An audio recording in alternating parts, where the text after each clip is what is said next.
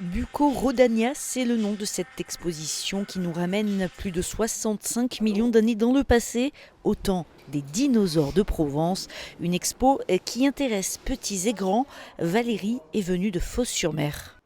Oui, et surtout c'est pour mes petits-enfants, c'est pour ça qu'on était venu voir ce qu'il y avait présenté pour venir avec eux voir, parce que les petits-enfants, les dinosaures, c'est exceptionnel pour eux.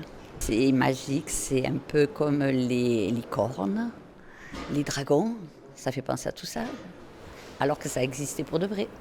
Lézards, crocodiles, tortues, reptiles et dinosaures ont laissé derrière eux de nombreuses traces de leur passage sur Terre. Mais la découverte la plus surprenante pour Thierry Tortosa, conservateur de la réserve naturelle de la Sainte-Victoire, c'est d'être tombé sur un cimetière à Rabdodon qui nous a permis de reconstituer pour la première fois au monde ce dinosaure et qui est exposé ici même. Nous sommes à la recherche de gros carnivores, puisqu'on sait que leurs traces sont timides, mais ils sont bien présents en Provence.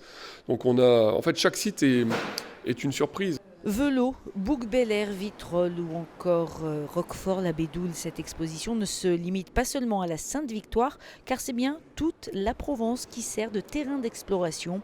Jean-Marc Perrin, conseiller départemental délégué à la paléontologie. Nous avons un patrimoine naturel qui date du Crétacé supérieur, c'est-à-dire à plus de 70 millions d'années environ, qui est absolument riche. Loin d'avoir livré tous ses secrets, le site de la Sainte-Victoire va encore faire l'objet de nouvelles fouilles archéologiques dans les prochains mois.